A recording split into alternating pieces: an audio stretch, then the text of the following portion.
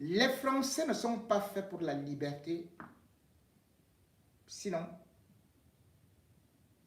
ils en abuseraient. Disait Voltaire.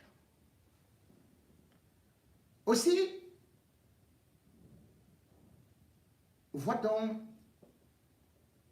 au Cameroun actuellement une véritable révolte, une indignation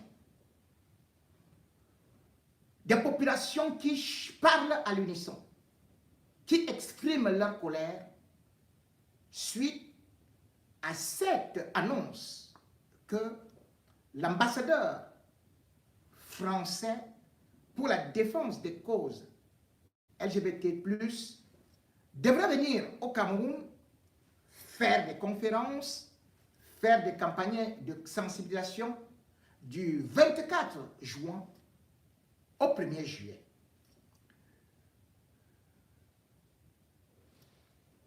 Son Excellence Berton a fait donc lever le ton. Et c'est le son de la révolution, puisque toutes les populations et toute la société civile, l'opposition, le gouvernement, lui ont dit non.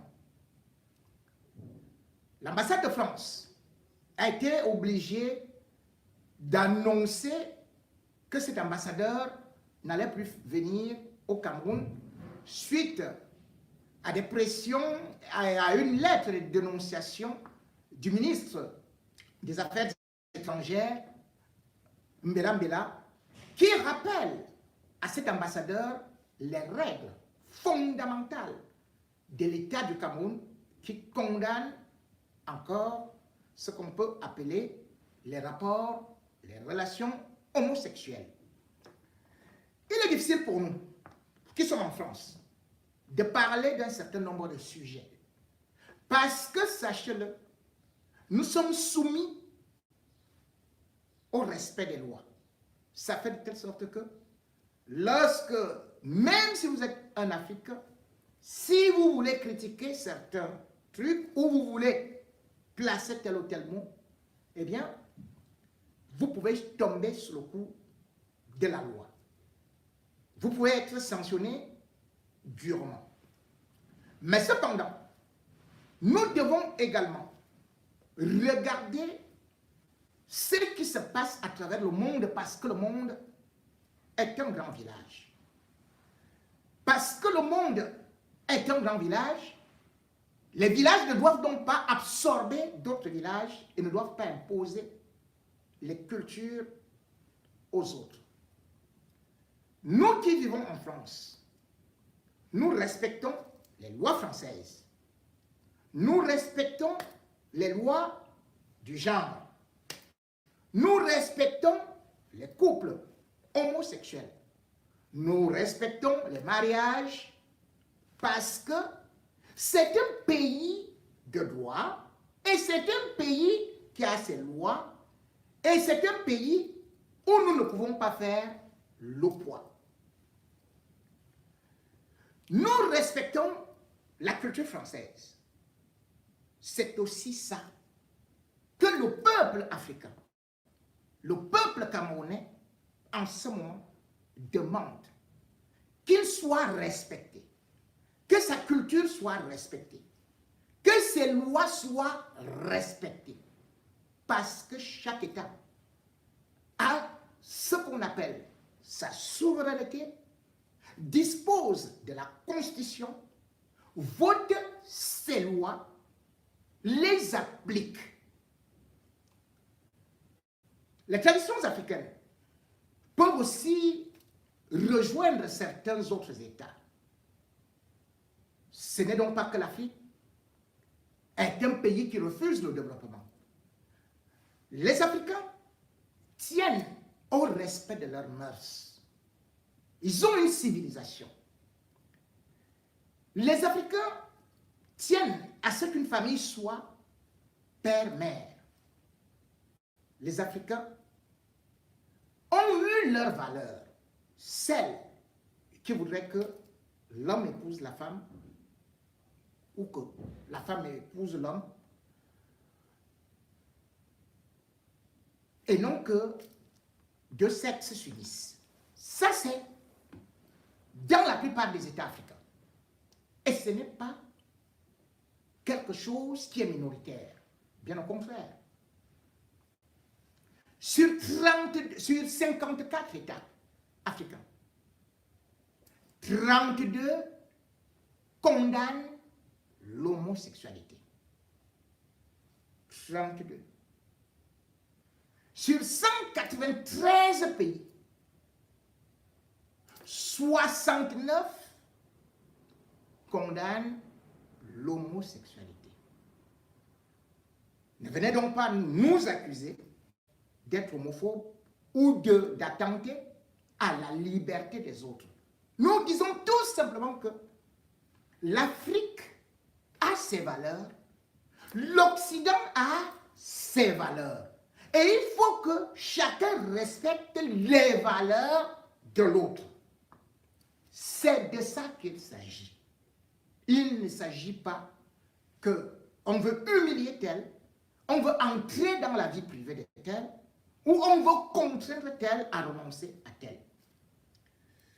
L'ambassadeur a donc bien voulu venir au Cameroun. Ce qui, bien évidemment, est illégal. La promotion de l'homosexualité, parce qu'elle est interdite. Depuis d'ailleurs l'ordonnance de 1972, article 347. Et l'État du Cameroun encore a renforcé cela. En 2016, avec cette fois-ci l'article 347.1. C'est une loi. Et dans un pays de droit, on respecte les lois. L'ambassadeur a été donc éconduit. Et certains peuvent trouver cela comme une humiliation, mais non. C'est tout simplement que l'État du Cameroun, pour une fois, a peut-être eu le courage de dire non. Pour une fois, peut-être. Parce que de la même façon que nous vivons en France et que nous jouissons de la liberté, de la même façon, la France nous interdit la polygamie qui est reconnue en Afrique. Un Français peut-il venir au Cameroun, au Gabon, en Côte d'Ivoire, et on lui impose la polygamie? Non. Parce que la polygamie, justement, depuis aussi l'ordonnance de 1945, est interdite en France. C'est un délit. En France, il faut savoir que la loi Pasqua de 1993 a tellement encore renforcé la lutte contre la polygamie que cette loi stipule que les étrangers polygames n'ont pas droit au titre de séjour sur le territoire français. Ça, c'est la loi Pasqua. Et d'ailleurs, en 2006, la France avait lancé une enquête pour trouver les couples ou alors les foyers homosexuels. Enfin, pas homosexuels, mais polygames, pour mieux les combattre. On avait répertorié 180 000 foyers. Cela ne s'est pas arrêté là, dans la mesure où la France a continué, non seulement au niveau du code pénal, à réprimander ce qu'on appelle la polygamie, mais bien plus, en 2021, et plus particulièrement au mois d'avril, c'est le Sénat qui a validé les articles 14 et 15 qui punissent encore la polygamie de façon plus sévères. Un polygame en France va en prison. Il risque entre 1 et 2 ans de prison, plus 45 000 à 75 000 euros d'amende. Il faut qu'on soit clair. Pourtant, la polygamie est autorisée en Afrique. Mais elle n'est pas autorisée en France. Les Africains n'ont jamais voulu imposer à l'État français et à tous les Français la polygamie au nom de la liberté de choisir, puisque la polygamie n'est pas une obligation, mais c'est un choix de vie. C'est la culture africaine. Ce sont les traditions africaines. Et même dans les chefferies africaines, on trouve des chefs qui héritent même des veuves de souverains morts, ou encore qui prennent une foultitude de femmes. Ça, c'est la tradition, les coutumes africaines. Et on ne peut pas dire que les traditions occidentales priment sur les traditions africaines. On ne peut pas dire que la culture française est meilleure par rapport à la culture camerounaise, à la culture africaine. On ne peut pas accepter cela. Parce que cela veut dire accepter ce que je vous impose, mais moi, je n'accepterai jamais vivre comme vous. Aujourd'hui, l'Afrique est en train de rejeter justement cette façon de vouloir lui imposer peut-être la façon de faire l'amour, la façon de dire que c'est parent 1, parent 2. Les Africains, ils savent que c'est papa, maman. Et les Africains ne comprennent pas comment est-ce que quelqu'un, voilà, tu es né garçon et après subitement tu deviens une femme. Les Africains ne comprennent pas. Vous allez nous dire tout ce que vous allez nous dire. Moi, je suis africain. Et les Africains, c'est des milliards de personnes. Et c'est le continent de l'avenir. C'est le continent où il y a de la jeunesse. C'est le continent où on veut perpétrer les traditions. Et d'ailleurs, ce sont les Occidentaux qui sont venus appuyer même ces traditions encore. Avec la Bible, le Coran. Mais les Africains ont pris le Coran. Ils ont appris la Bible. Et la Bible, selon les Africains, ça interdit cela. Bon, vous allez nous dire la Bible, ce n'est plus un livre, ce n'est plus un livre sacré et tout, c'est à chacun la liberté. Bon. Sauf que Jomo Kenyatta disait, quand les Blancs sont venus en Afrique, ils avaient la Bible et nous la terre, ils nous ont appris à prier les yeux fermés. Quand nous les avons ouverts, ils avaient les terres et nous la Bible. Nous, on est donc restés avec la Bible. On est donc restés avec les traditions bibliques, avec les enseignements bibliques ou coraniques. Comment vous voulez nous dire aujourd'hui que non, ce qu'on vous a appris là n'est pas bon, c'est faux? Vous voyez que ça nous embrouille, non? Et il y a donc ça qui aujourd'hui ne concerne pas seulement le Cameroun, mais concerne également d'autres pays. Puisque je vous ai dit, c'est 32 pays africains qui condamnent, qui trouvent que l'homosexualité est un délit, voire on peut être condamné à mort, comme en Ouganda. En mars 2023, le Parlement ougandais a voté une loi contre l'homosexualité.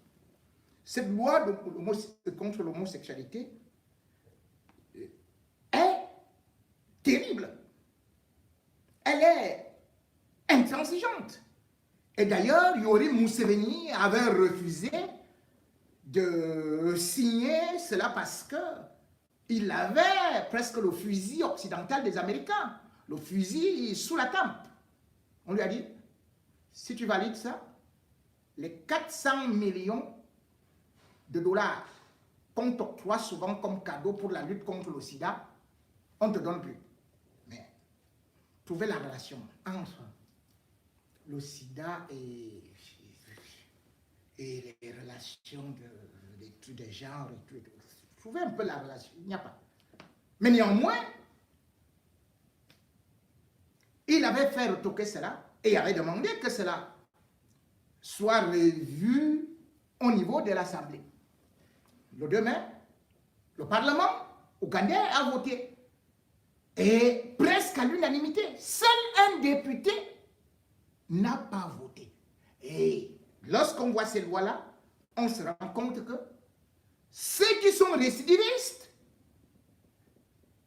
considérés comme des pratiquants de l'homosexualité en Ouganda, sont punis d'une peine de mort. Même si la peine de mort n'est pas actuellement appliquée en Ouganda, mais c'est quand même un grand signal.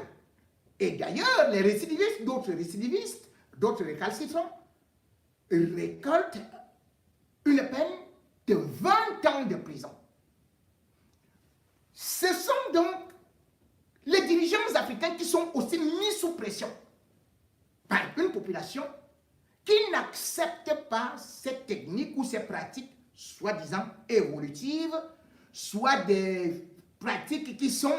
Bon, je ne voudrais pas utiliser certains mots parce que je sais que d'aucuns lui utiliseront mes propos pour dire « Wow, il a dit ceci, wow, il a dit cela, wow, non, non. » Je dis tout simplement, en tant que journaliste, en tant qu'Africain, il faut savoir que chaque pays, chaque État, chaque continent a ses valeurs, défend ses valeurs et ne peut pas se faire avaler par des valeurs des autres. Sinon, lorsqu'on a déjà perdu ces traditions, lorsqu'on a déjà perdu ces coutumes, les mœurs, eh bien, on souffre tout simplement d'acculturation, d'inculturation. On n'a pas l'obligation d'imiter les autres. On peut s'améliorer en regardant les autres, mais pas forcément en abandonnant nos coutumes, nos valeurs, pour plaire aux autres.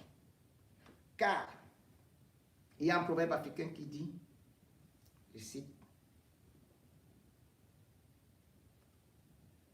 le lion qui imite un autre lion devient un singe.